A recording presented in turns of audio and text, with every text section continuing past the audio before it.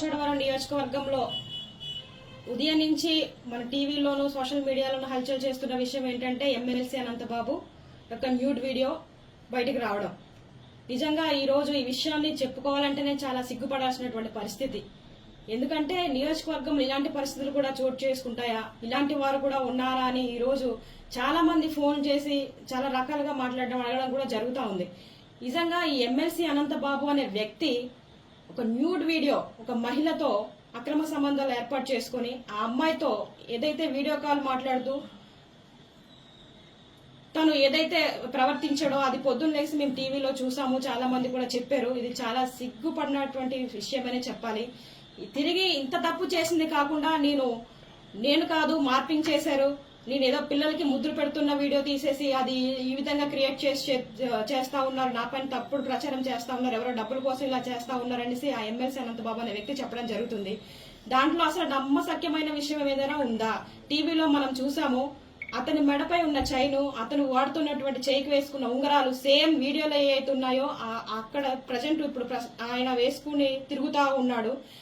అక్కడ మార్పింగ్ చేయడానికి ఏమాత్రం లేదు. ఎందుకంటే సేమ్ ఒక వ్యక్తి నిజంగా ఏ విధంగా అయితే వీడియోలో మాట్లాడి ఏ విధంగా అయితే వ్యవహరిస్తాడో ఆ విధంగానే ఉంది. కాబట్టి ఇది న్యూడ్ వీడియో అనేది వాస్తవమే, ఖచ్చితంగా ఇది ఫేక్ అయితే కాదు, ఇది మార్పింగ్ చేసిన వీడియో అయితే కాదు. ఎందుకంటే ఇంత ఖచ్చితంగా చెప్తా ఉన్నాను, గత 10 సంవత్సరాల నుంచి అనంతబాబు అనే వ్యక్తి ఈ విధంగానే వ్యవహరిస్తా ఉన్నాడు. ఇంకా బయటకు రావాల్సిన విషయాలు చాలా ఉన్నాయి. అతనికి భయపడి చాలా మంది మహిళలు ఇంకా లోపలే కుమిలిపోతున్నటువంటి పరిస్థితులు. మనం ఉమ్మడి కూటమి ఏర్పడిన కొద్ది రోజుల్లోనే చాలా మంది మహిళలు వచ్చి ఈ రోజు అమ్మ మన కూటమి ప్రభుత్వం వచ్చింది, మన చంద్రబాబు నాయుడు గారు వచ్చారు, మాకు ఒక ధైర్యం ఉంది, మాకు న్యాయం జరుగుతుంది అనేసి వాళ్ళకి జరిగినటువంటి చాలా రకాల ఇబ్బందులు, అంటే ఉద్యోగాలు ఇప్పిస్తానే, లేకపోతే కాలేజ్ సీట్ కావాలన్నా సరే వాళ్ళు పర్సనల్ ప్లేస్ కి రమ్మన్నాం, లేకపోతే ఆ ప్లేస్ నుంచి బదిలీకి చేయాలన్నా సరే అతని దగ్గరికి వెళ్తే వేరే దగ్గరికి రమ్మన్నాం. రకరకాలుగా మహిళల్ని చాలా దారుణంగా ఏడిపించినటువంటి పరిస్థితులు గతంలో జరిగినాయి. ఇప్పుడు ఇవన్నీ కూడా ఒక్కొక్కటిగా బయటకు వస్తా ఉన్నాయి. నేను ఒకటే అడుగుతా ఉన్నా, జగన్మోహన్ రెడ్డి నిజంగా నీ పార్టీ మహిళలకి ఇచ్చేటువంటి విలువ ఇదేనా అని అడుగుతా ఉన్నాను. ఎందుకంటే మొన్న ఒక ఎమ్మెల్సీ భార్య పిల్లలు ఉన్నారు, ఎదిగిన కూతుర్లు ఉన్నారు, పెళ్లి చేసిన వయసులో ఇంకో మహిళతో ఎఫ్ఐఆర్ పెట్టుకొని భార్య పిల్లలను వద్దంటున్నాడు.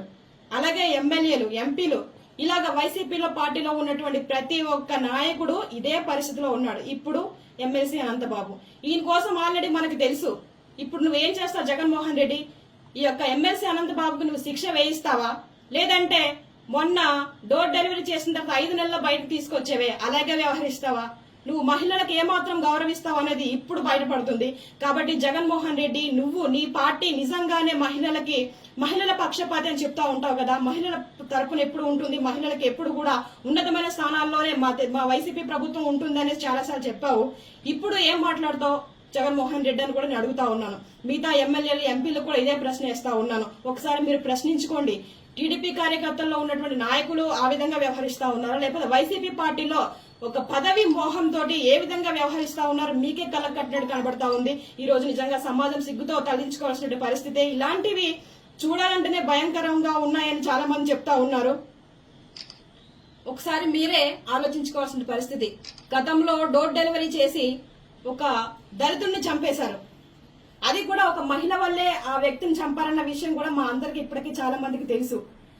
ఇప్పుడు ఆ విషయాన్ని కూడా మీ ప్రభుత్వం హయాంలో ఏం చేశారంటే దాన్ని కప్పపూజ చేసి కొందరు నాయకులు లేకపోతే కొందరు ఐఏఎస్ల సహకారంతో, ఐపీఎస్ల సహకారంతో ఆ కేసుని అలా దారి మళ్లించి ఆ పాపం చనిపోయిన వ్యక్తి కుటుంబానికి ఎటువంటి న్యాయం జరగకుండా చేసినటువంటి పరిస్థితులు చూసాం మేము. ఇప్పుడైనా సరే ఇతని వెనకాల అనుచరులుగా ఉండి 12 మంది వరకు అనుచరులు ఉన్నారండి. ఎలా అంటే ఈ అనంతబాబు ఏది చెప్తే అది చేస్తారు. పలానా దగ్గరికి వెళ్ళి డబ్బులు తీసుకోరండి అంటే వాళ్ళు వెళ్ళి తీసుకొస్తారు. ఇతను వెళ్ళాడు ప్రత్యక్షంగా, పరోక్షంగా అతని యొక్క అనుసరణ. ఇలాగా మన రంపచోడవరం నియోజకవర్గం ఇంచుమించుగా 12 మంది వ్యక్తులు ఉన్నారు. వాళ్ళ పేర్లు కూడా నా దగ్గర ఉన్నాయి. ఏదైతే ఈ దళితుడు చంపేసినటువంటి కేసు ఉందో అందులో ఆ కాకినాడ బీచ్ లో 12 మంది వరకు కూడి ఆ అబ్బాయిని చాలా చిత్రహింసలు పెట్టి ఇసుకలో తొక్కేసి అంత దారుణంగా చంపినప్పటికీ కేవలం ఒక వ్యక్తి పైన కేసు నమోదు చేశారు. ఎంత తప్పండి అది? ఎందుకలా చేశారు? ఒక్క వ్యక్తి చంపగలడా? కారులోన అప్పటికే వీడియోలు ఉన్నాయి. అది కూడా ఆ వీడియో రికార్డింగ్ లో ఒక మహిళ కూడా ఉంది. ఆ మహిళ ఎవరు? ఆ మహిళతో అక్రమ సంబంధం ఏర్పాటు చేసుకున్నటువంటి అనంతబాబు ఈ విషయం ఈ యొక్క డ్రైవర్ కి తెలిసింది ఎక్కడ ఇతను బయటకు చెప్పేస్తాడో, మీడియా వాళ్ళకి చెప్పేస్తే నా పరువు పోతుందనే ఒక ఉద్దేశంతో ఆ వ్యక్తిని తీసుకెళ్లి, ఆ సుబ్రహ్మణ్యాన్ని తీసుకెళ్లి కాకినాడలో చంపేసినటువంటి పరిస్థితి. ఇప్పుడు ఈ వ్యక్తుల పేర్లు కూడా బయట పెడతా ఉన్నాను. త్వరలోనే ఈ యొక్క డోర్ డెలివరీ చేసినటువంటి ఈ సుబ్రహ్మణ్యం కేసులో కూడా సిబిఎం ఎంక్వైరీ వేసేసి త్వరగా ఎంక్వైరీ చేసి ఇతను ఖచ్చితంగా శిక్ష పడాలని మనస్ఫూర్తిగా కోరుకుంటా ఉన్నాను. అంతేకాదు ఇతను ఇప్పుడు ఈ వీడియో బయటకు వచ్చిందనే కాదండి, రంపచోడవరం నియోజకవర్గంలో ఇతను చేసినటువంటి అక్రమాలు అన్ని కాదు. మీరు మొన్నే చూసుంటారు, ఎప్పుడూ మా నియోజకవర్గంలో ఒక మహిళల్ని అంత దారుణంగా చంపేసినటువంటి పరిస్థితి ఎక్కడ లేదు. కానీ మొన్న తిమ్మాపురం కాలువలో ఒక మృతదేహం, ఒక మహిళ, ఇదిగోండి ఎవరో గుర్తు తెలియని మహిళ ఏలేరు కాలువ దగ్గర చంపేసి తలకి తల మొండానికి మొండం పడేసింది. ఇది ఎక్కడ జరిగింది, ఏంటి, ఏ మహిళ అన్న ఎంక్వైరీ కూడా ఇంకా లేదు.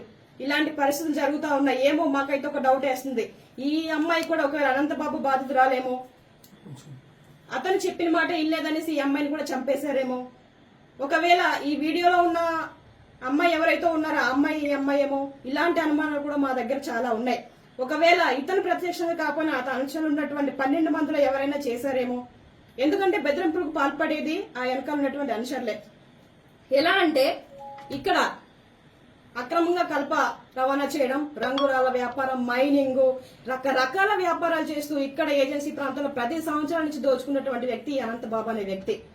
ఇంత అరాచక పాలన కొనసాగించాడు. అంతేకాదు డమ్మి మహిళలను పెట్టుకుని రాజకీయ ఒత్తిడులు తీసుకొచ్చి అదే ప్రభుత్వ ఉద్యోగుల మీద, ప్రతి ఒక్కరి మీద కూడా నానా రకాలుగా ఇబ్బందులు గురి చేసినటువంటి నీచపు వ్యక్తిత్వం కలిగిన వ్యక్తి ఎవరైనా ఉన్నారంటే ఈ ఎమ్మెల్సీ అనంతబాబు వ్యక్తే. కాబట్టి నేను ఒకటే కోరుకుంటా ఉన్నాను మీడియా సముఖంగా, ఇలాగా ఎవరైతే మహిళల్ని టార్గెట్ చేసి మ్యానిపులేట్